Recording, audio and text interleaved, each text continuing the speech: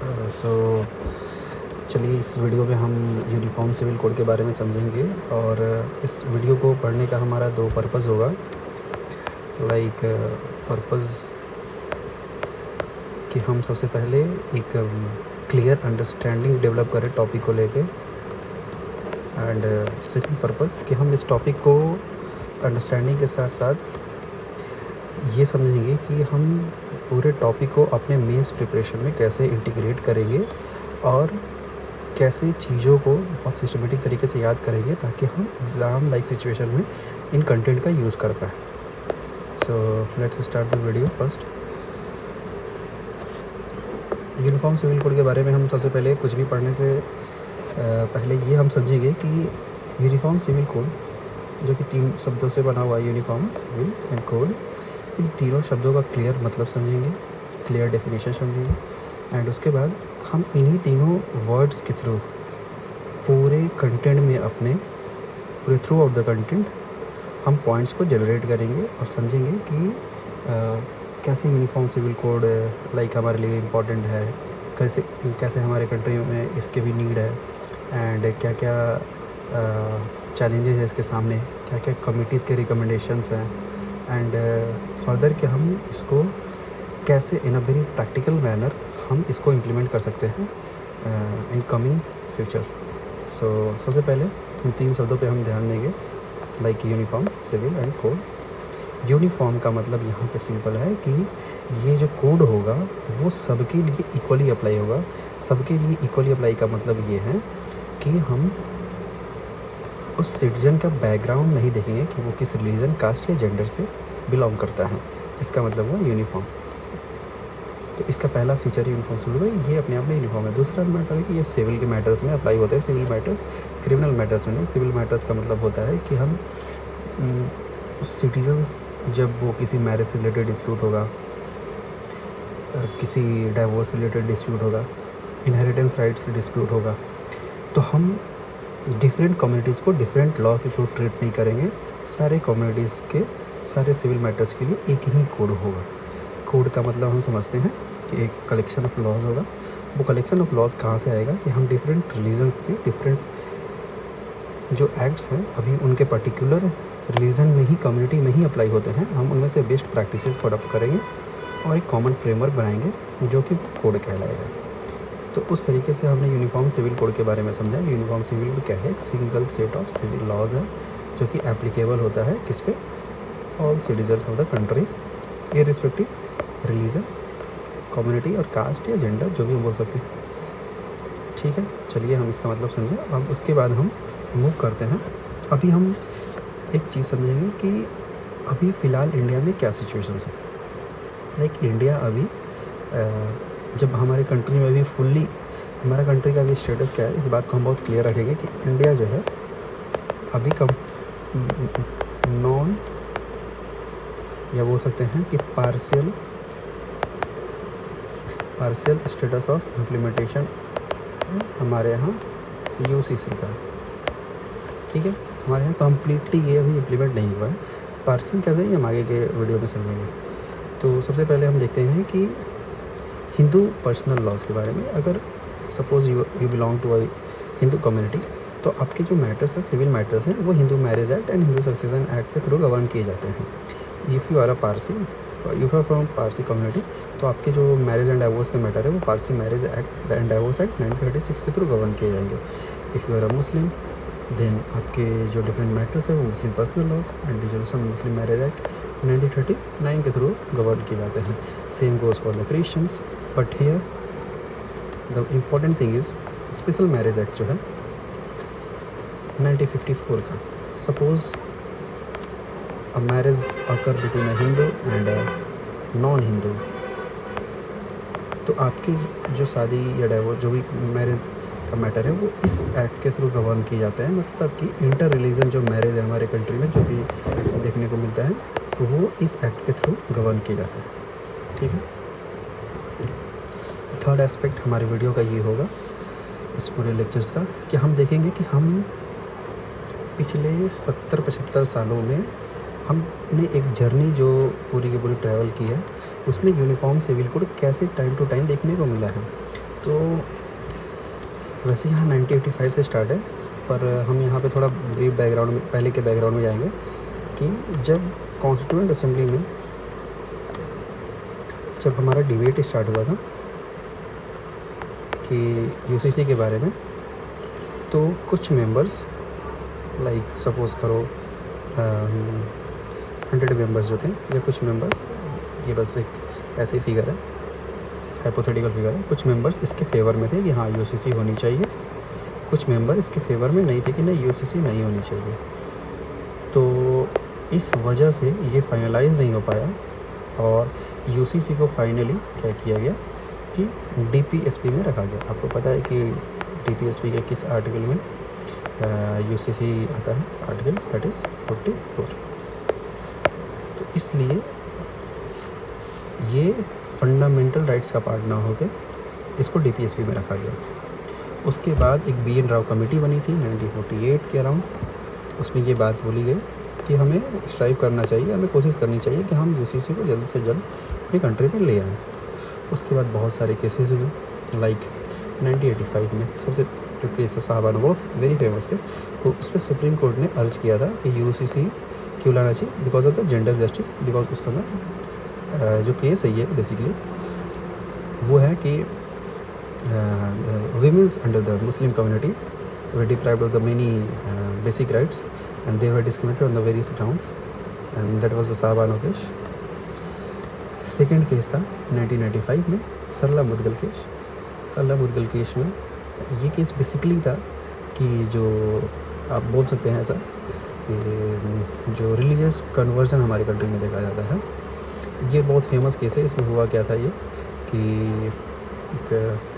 एक मेंबर ने Muslim community को अडॉप्ट किया था, मुस्लिम रिलीजन को अडॉप्ट किया था ताकि वो पॉलीगैमी के लिए एलिजिबल हो सके। जैसे आपको पता है कि हिंदू कम्युनिटी के अंदर पॉलीगैमी लीगल नहीं है, और मुस्लिम्स में it was still allowed because they are governed by the different acts and customs and morality and they allow them to do this. So 1995 Sarla Mudgal case was like in this scenario. Very famous is 2019 triple talaq was banned।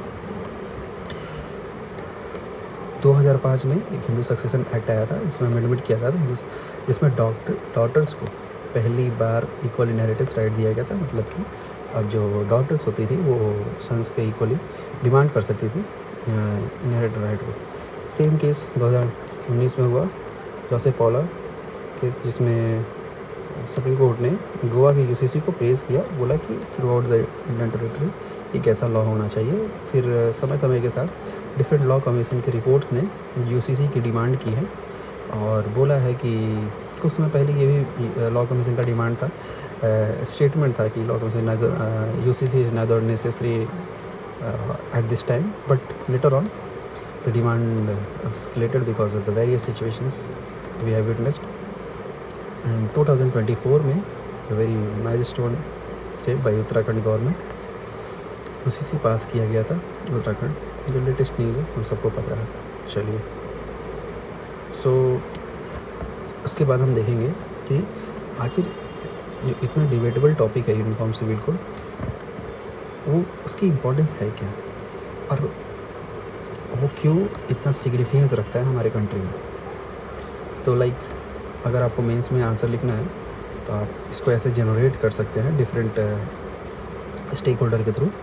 Like जब आपको constitution की बात करनी होगी और constitutional supremacy की बात करनी होगी, तो हम ये लिख सकते हैं कि आर्टिकल 44 जो है वो खुद यूसीसी की डिमांड करता है through out the territory of India.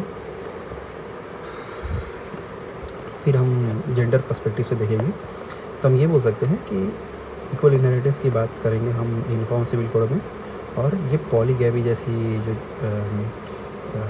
आप बोल सकते हैं कि जो कि against the dignity of the human है, the dignity of the women है, and not a very good practice of the 21st century. इस चीज़ को एलिमिनेट करने में हेल्प करता है और जेंडर जस्टिस सर्व करता है। तीसरा चीज़ है कि ये नेशनल इंटीग्रेशन में हेल्प करता है हमें। नेशनल इंटीग्रेशन में कैसे हेल्प करता है इस चीज़ को हम आइए समझते हैं।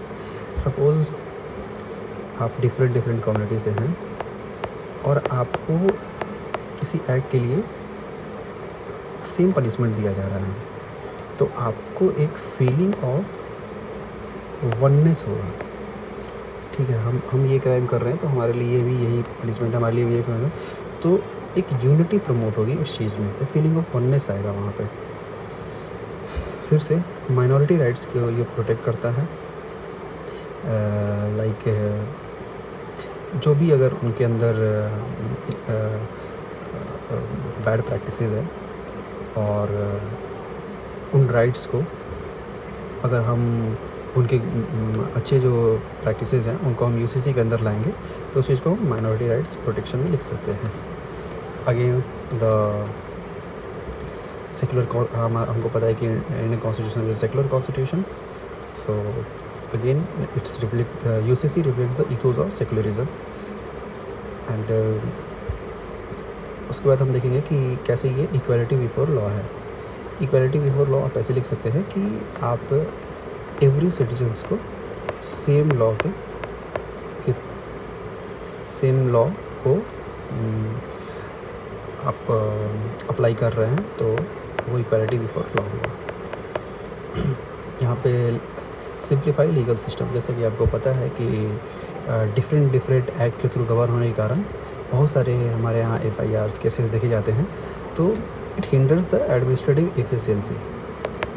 तो यूसीसी की वजह से क्या हो सकता है कि हम एडमिनिस्ट्रेशन हमारा जो है वो बहुत ही इफ़िशिएंट हो सकता है, और उसकी वजह से क्या होगा कि हमारे जो जुडिशरी में केसेस के पेंडेंसी हैं वो देखा जाता है कि वो डिक्रीज़ कर सकता है। ठीक है, चलिए ये कुछ फिगर्स है, टेबल्स है, आप इसे ये समझ सकते हैं। हमारे पूरे वर्ल्ड लेवल पे कुछ कंट्रीज़ हैं जहाँ पे फुल यूसीसी इम्प्लीमेंटेशन है, like France, Germany, USA, UK, Australia. तो आप जब मेंस का आंसर लिख रहे हैं तो आप इसमें ये एक जस्टिफिकेशन में दे सकते हैं कि to align with the global standards and India as a leader of global south, और India as a global leader we need a full implementation of UCC, not just because to ये सब चीज़ें important है, also कि हम एक global level पे एक अपना जो इमेज है, या हम ये बता सकते हैं कि नहीं हम कैसे ग्लोबल स्टैंडर्ड के साथ अलाइन कर रहे हैं।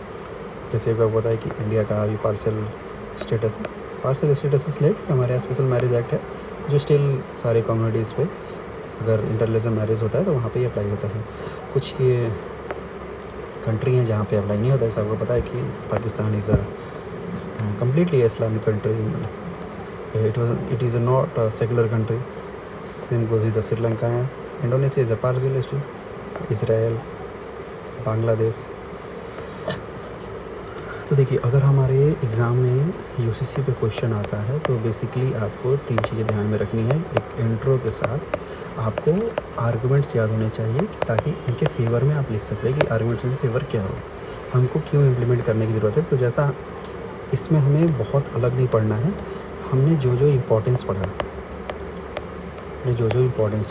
जो इसकी नीड है हम वो सारे यहाँ पे लिख सकते हैं।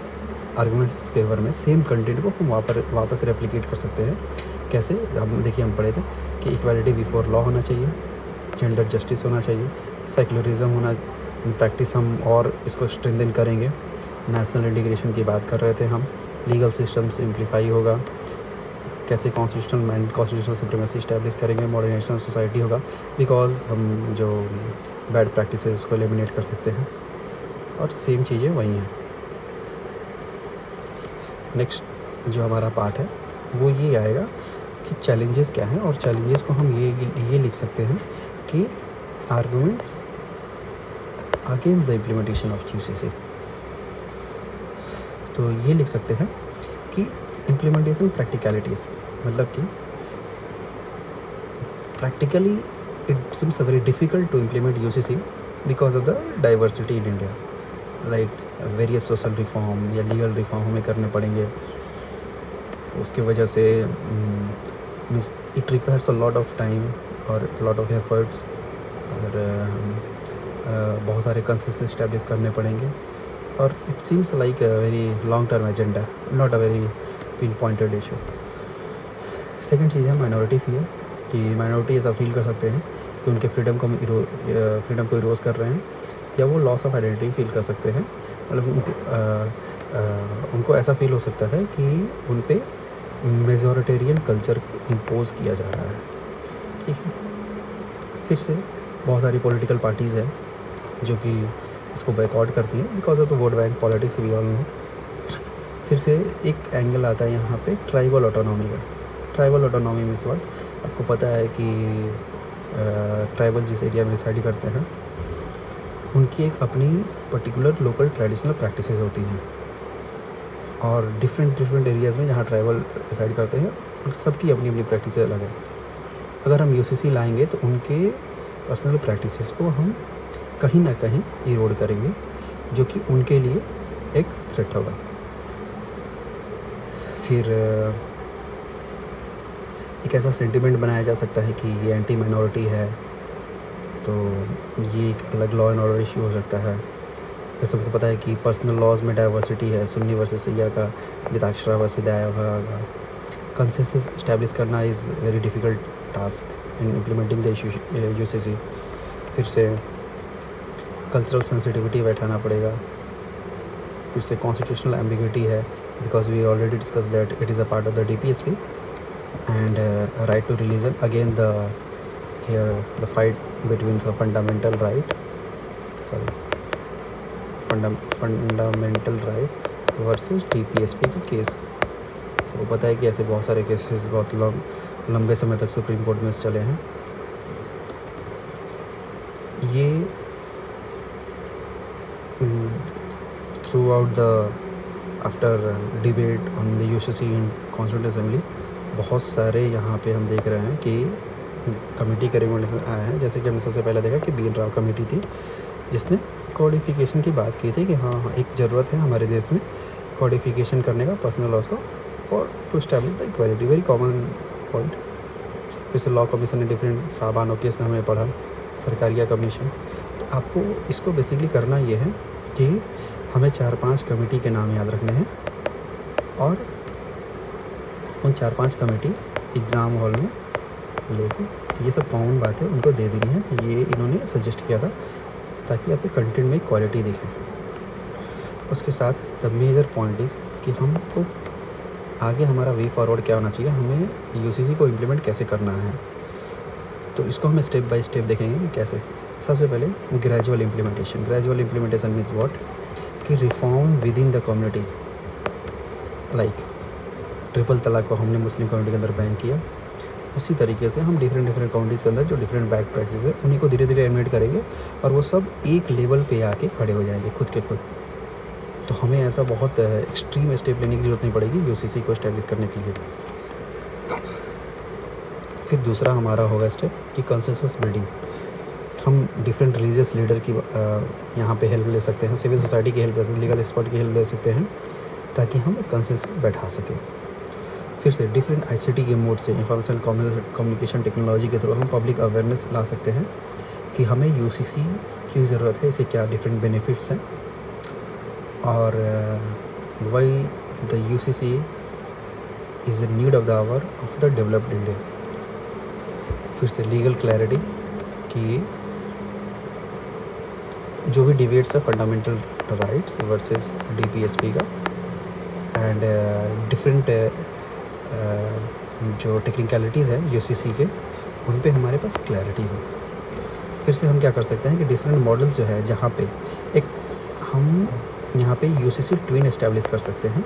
मतलब कि इसका मतलब ये हुआ कि हम उन मॉडल्स का हेल्प ले सकते हैं जहाँ पे ऑलरेडी यूसीसी इम्प्लीमेंट है, जैसे कि गोवा और उत्तराखंड और डिफरेंट अदर कंट्रीज ऑल्सो, कि हम ये देख सकते हैं कि कैसे वहाँ पे यूसीसी के जो कॉन्सिक्वेंसेस हैं उनको मेज़र और वे कर सकते हैं कि लाइक उनके जो पॉजिटिव या निगेटिव या पॉजिटिव इनमें से किसका जो पड़ रहा है वो ज़्यादा भारी है, और उस हिसाब से हम उसमें रिफॉर्म ला सकते हैं फर्दर फ्यूचर में, और इफ़ेक्टिवली हम इम्प्लीमेंट कर सकते हैं यूसीसी को through learning of different models. फिर से हम डाइवर्सिटी को प्रोटेक्ट कर सकते हैं कैसे, लाइक हम एग्जाम्पशंस प्रोवाइड कर सकते हैं यूसीसी के अंदर for tribal and special status communities के लिए। जैसा कि उनको पता है कि बहुत सारे लॉज में एग्जाम्पशंस का प्रोविज़न होता है, अगर यूसीसी में वो चीज़ आता है तो it will be very good. And the major step जहाँ से हमारी सारी चीज़ की शुरुआत होती है, पॉलिटिकल विल, और यहाँ पे हम एक और चीज़ जोड़ सकते हैं, administrative skill to implement UCC. तो इस तरह से हमारा ये पूरा टॉपिक जो है वो एंड होता है, और यहाँ पे हमने पूरे टॉपिक को बहुत ही डिटेल में समझा। सबसे पहले हमने इसको मीनिंग को समझा, फिर हमने देखा कि इसकी इम्पोर्टेंस क्या है, फिर हमने देखा कि इसमें बहुत सारे हमारे इंडिया कैसे जो मूव कर रहा है यूसीसी के थ्रू। फिर हमने देखा कि आर्गूमेंट्स क्या है जो इसके फेवर में हम लिख सकते हैं, फिर आर्गूमेंट्स के अगेंस्ट जो हैं वो चैलेंजेस क्या हैं, क्या क्या वेरियस कमेटी ने सजेशन दिया है, और उसके बाद हमने देखा कि कैसे हम वे फॉरवर्ड जो आगे है इसको इम्प्लीमेंट करने के लिए डिफरेंट एक्शंस ले सकते हैं। ये हमारा ओवरऑल यूसीसी का टॉपिक एंड होता है, और थैंक यू वेरी मच।